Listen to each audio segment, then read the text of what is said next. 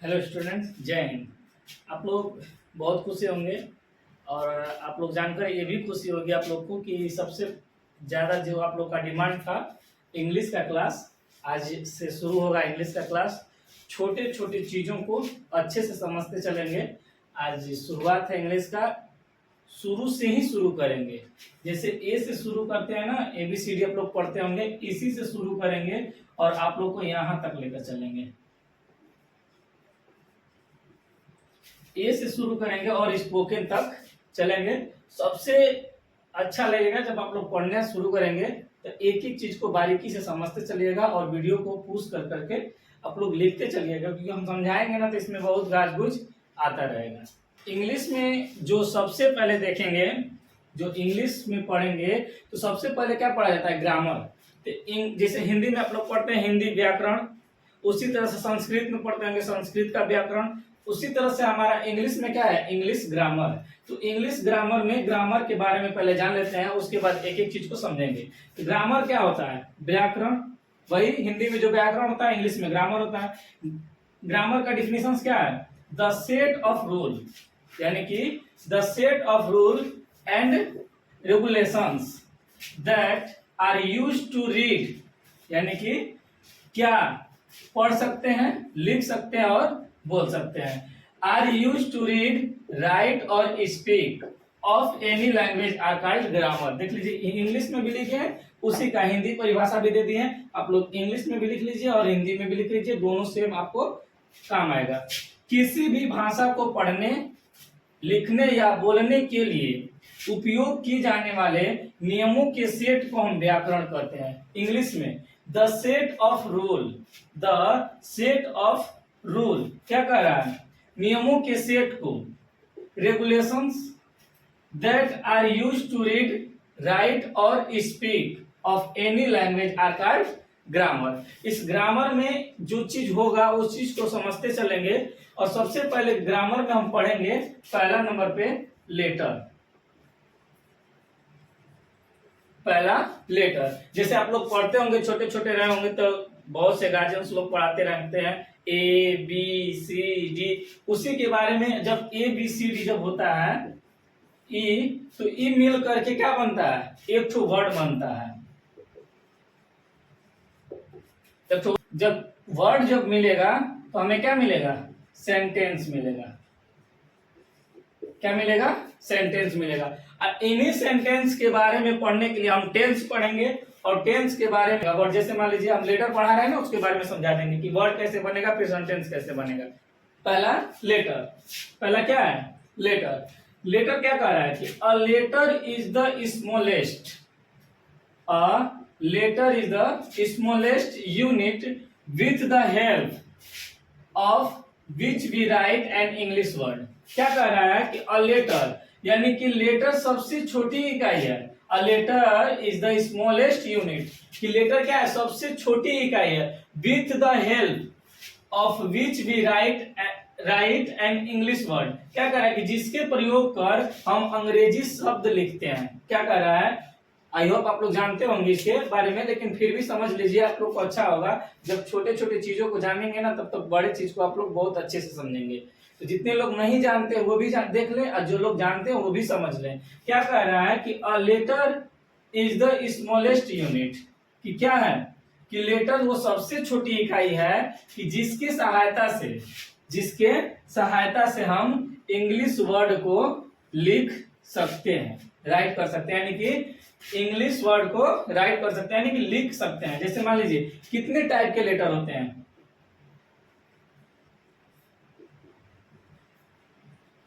2 type of letter.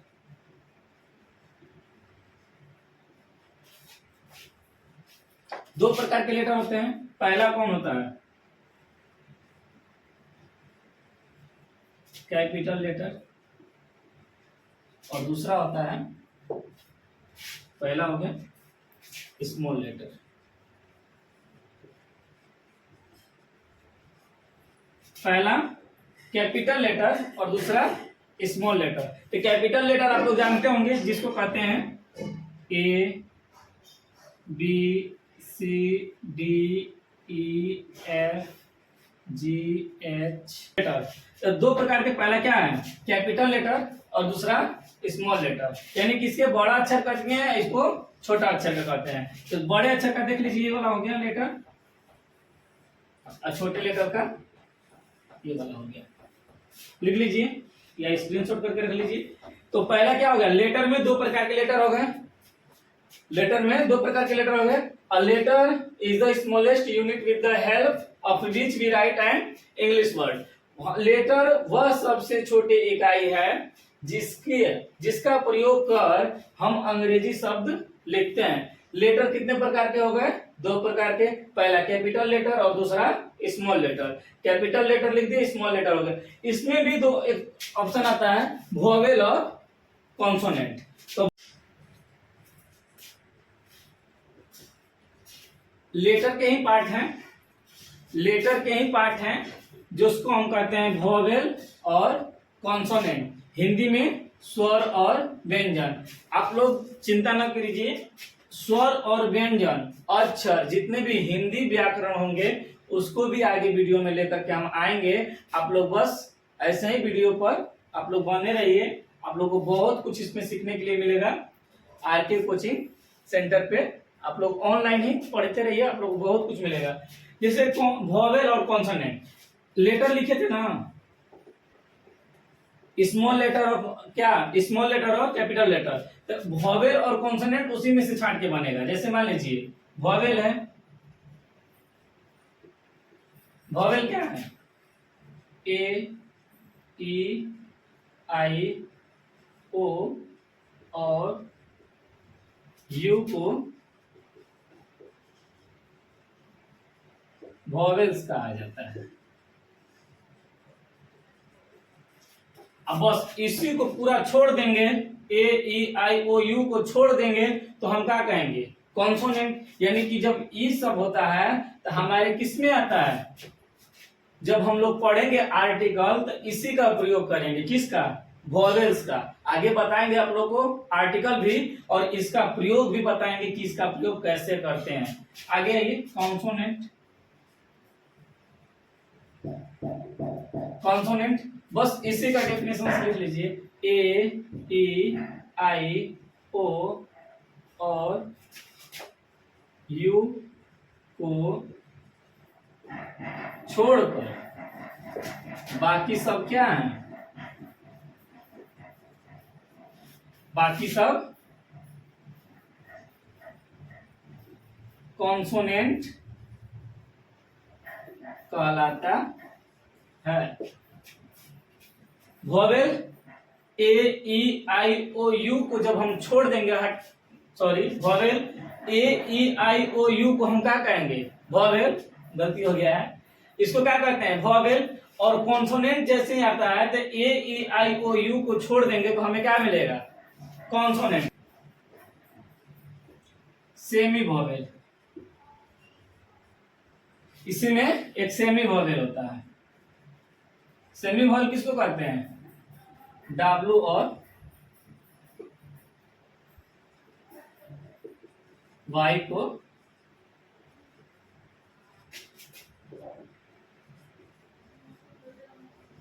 Semi vowels का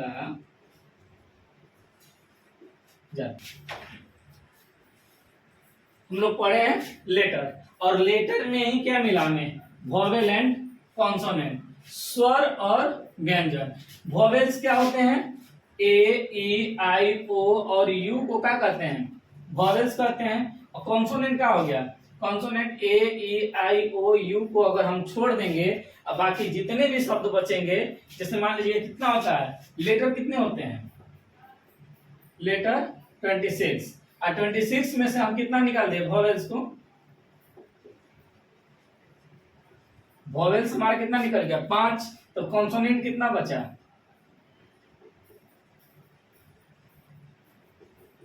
consonants कितना बचा हमारे पास, 21। और सेमी वोवेल्स हमारे पास 2 हैं, तो सेमी वोवेल्स भी क्या है, कंडीशन है कि जब यह शुरू में रहेगा ना, शुरू में रहेगा, जैसे वोवेल अगर इसमें से कोई भी शुरू में आएगा तो कॉन्सोनेंट होगा। जैसे मान लीजिए शुरू में क्या दे दिया, वुमेन, वुमेन शुरू में है ना, तो हमारा क्या बन गया कॉन्सोनेंट। अगर वही हमें बीच में अगर कोई मिलता है, बीच में या उससे लास्ट में, या बीच में या उसके लास्ट में, शुरू वाले वर्ड से लास्ट में मिलेगा तो वॉवेल्स हो जाएगा। जैसे मान लीजिए OWL आउट, और माने क्या होता है उल्लू, ये हमारा क्या है सेमी वॉवेल्स है। इसके बारे में भी लेटर के बाद हम पढ़ेंगे वर्ड के बारे में।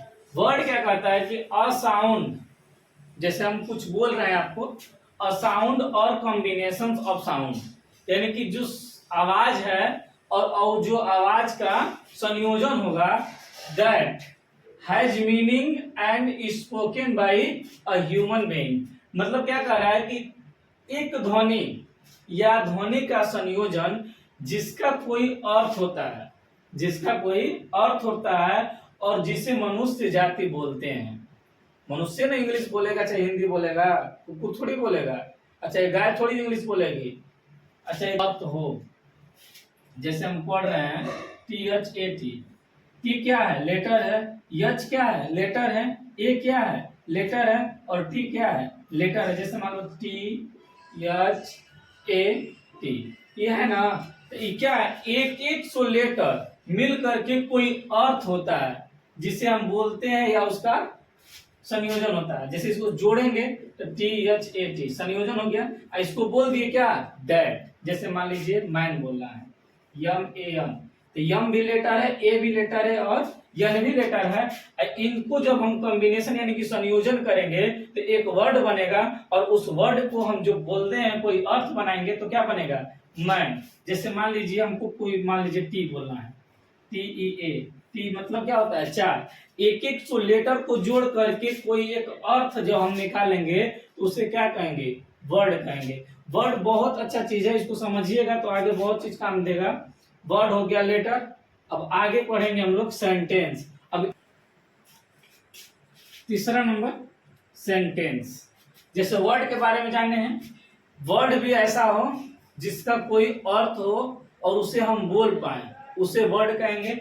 आइए आगे देखते हैं सेंटेंस के बारे में। सेंटेंस कह रहा है कि a word of a group, a word of a group of word, यानी कि क्या है शब्द या शब्दों का ऐसा समूह, which make complete sense is called a sentence. कह रहा है कि शब्द या शब्दों का ऐसा समूह जिससे पूरा अर्थ निकले, जिससे पूरा अर्थ निकले उसे सेंटेंस कहते हैं। कह रहा है कि a word of a word group of word, यानी कि a word of a group of word which make complete sense is called a sentence। यानी कि शब्द या शब्दों का ऐसा समूह हो, शब्द या शब्दों का एक ऐसा समूह हो जिससे पूरा अर्थ निकले।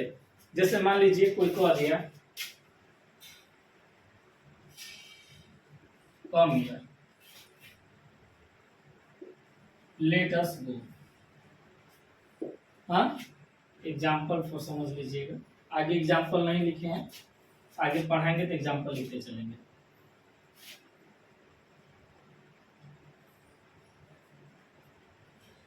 यू आर गुड बॉय, इससे क्या है कोई अर्थ निकल रहा है। कम हियर, इधर आओ, लेट अस गो, चलो चले। यू आर गुड बॉय, तुम बहुत अच्छे लड़के हो। अब इसी में लिख देंगे गुड आर यू बॉय। इसका कोई अर्थ नहीं निकल रहा है तो यह सेंटेंस नहीं होगा। जिसका कोई अर्थ निकले उसे सेंटेंस कहेंगे। आई होप आप लोग इतना जाने होंगे सेंटेंस तक। आगे भी बनाएंगे वीडियो, आप लोग कमेंट करके बताइए कि आगे इंग्लिश का क्लास चले या ना चले। आप लोग बताइएगा, कमेंट जरूर कीजिएगा और वीडियो को शेयर जरूर कीजिएगा ताकि और से बच्चों को पता चल सके कि कोई क्लास हो रहा है और आप लोग पढ़ते रहिए। आज के लिए इतना ही, धन्यवाद।